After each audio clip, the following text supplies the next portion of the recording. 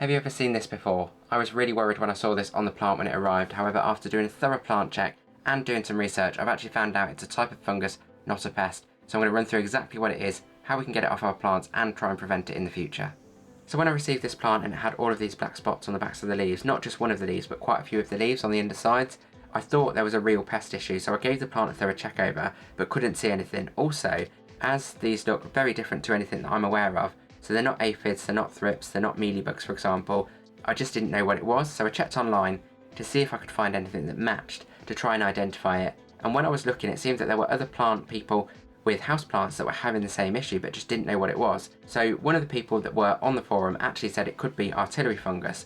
So I looked into that a little bit further and it looks a lot like that. I contacted the seller of the plant who contacted the grower of the plant to check the growing practices, and based on sort of the process of deduction and what they did, it seems like that is the case. This is artillery fungus, or at least 99% we are sure that's what it is. But as people seem to be finding issues with their houseplants now, I thought it'd be useful to do a video about it, explain exactly what it is and how we can tackle it should we ever find it on our houseplants in the future. So artillery fungus, or Sphaerobulus Stellatus, is a type of fungus that's usually found on wood mulch manure and sometimes gets mixed on or in soil as a result, because that's where those sorts of things are used. So it's usually an outdoor problem. You'll often find these little black spots where it is a problem on things like cars or houses, sheds and fences, but now we've started obviously finding them in our houseplants. Now when we checked with the grower for this one, we found that they actually used wood chip in the soil mix. So obviously they've used, at some point, hopefully unknowingly, a contaminated batch of wood chips in the soil, which has caused the fungus to then cause issue with these little black spots in the houseplants. And of course it's not just this one, other people are finding it too, as I found when I was doing the research for this. So the way artillery fungus works, the best example or analogy I can give is from the Alien films. If you've ever watched any of those, the ones with Sigourney Weaver, they've got the alien eggs which open up, they splay out, and then the facehugger jumps out of the eggs. So that's pretty much how artillery fungus works, although obviously the good news is it doesn't actually cause any harm to humans or pets. So they have a fruiting body that develops. Within that fruiting body, they have these, which are called gleba, and they contain all of these spores for the fungus. And they open up when they mature, and then as they get wet, osmotic pressure causes them to eject these little gleba that then stick to whatever is around them. So I'm guessing with this, it's been on the soil level, they've ejected these gleba and they've stuck to the backs of the leaves, and that's what we've got here. When they're outside, obviously they've been ejected much further. The fascinating thing is, they can actually be ejected for several meters with such pressure, so they travel quite far, which can be an issue because then it means they can actually spread that fungal infection quite a distance.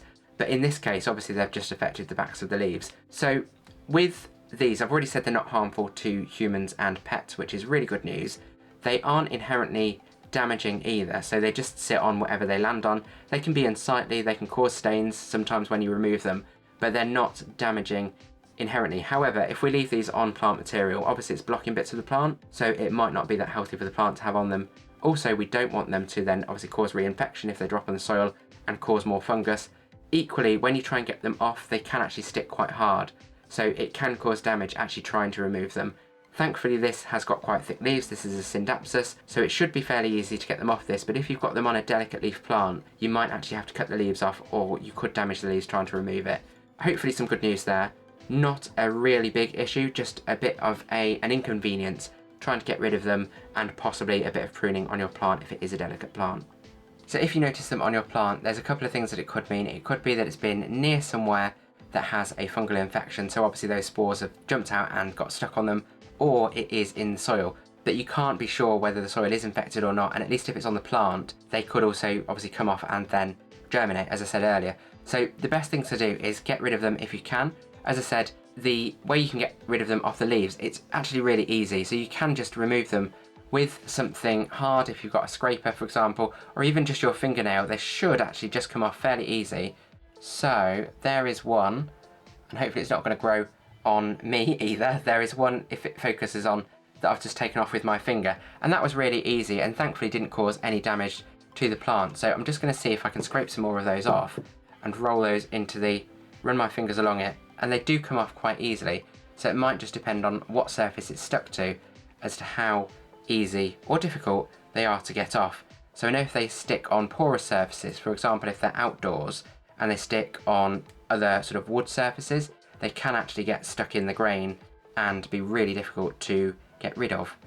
So here is that leaf that I was just clearing with my finger, and that was really easy to do and only took a few seconds. All I did was run my finger along the back of it quite firmly, firm enough to get them off but not firm enough to damage the leaf, and they came off really easily. So I think it just depends on the surface they're stuck to as to how easy they come off. And as I said, thankfully these are quite thick leaves, so easy to get off these, but if you've got delicate leaves, again, you might need to prune them. So what I would do is just get rid of these off the rest of the leaves. So it might be a bit of a tedious job because there's quite a few to do, but it did only take seconds to get them off. If you have any stubborn ones that are really stuck on, you can also use some diluted warm soapy water. That could cause a little bit of discoloration as it mixes with the water, but that will help you get rid of them if they're not coming off just by wiping them or scraping them off.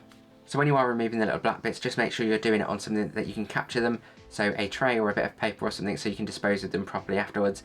Also, we know some of them might drop in the soil, or the soil could be the issue that's contaminated, so we need to change the soil. So take it out of the pot, get rid of all the soil, rinse the roots or the bottom of the plants as well, just to make sure there's nothing else on there, and then repot it up in fresh soil that you know isn't from a contaminated source. With the soil that you take off and the black spores that you've scraped off, make sure that you put them in the trash or the rubbish and not back out in the garden, for example, or on the compost heap even, because then all of these little black bits can germinate and cause those fungal issues outside instead.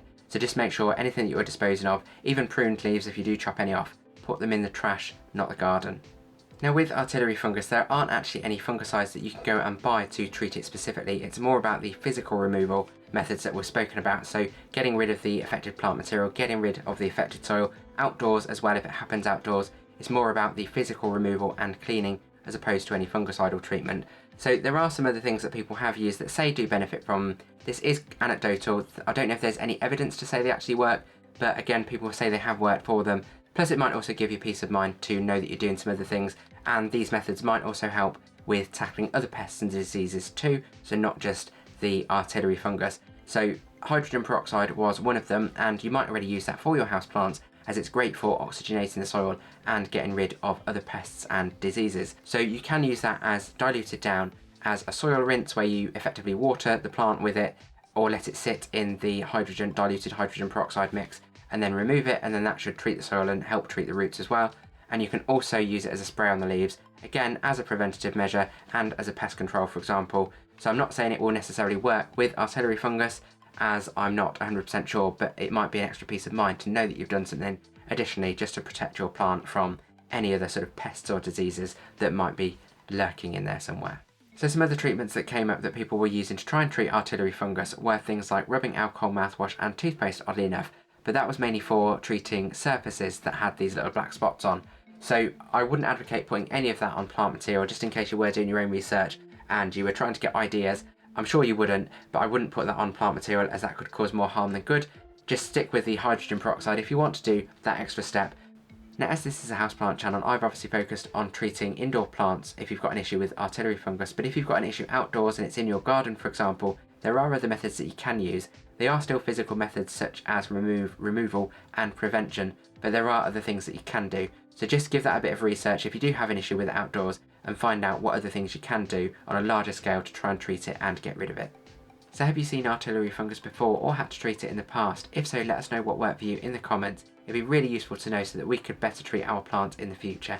If you have found this video interesting in learning more about artillery fungus, how to identify it and how to treat your plants, then consider subscribing, as I'll have new videos every week, usually on a Sunday and usually on plant related topics. I've got loads more videos on the channel, including plant care videos and pest control videos, and I'll link my last one at the end if you'd like to watch that next. If you've got any questions, put them in the comments below and I'll respond to everyone, and as always, thank you for watching Grow Your Wellbeing.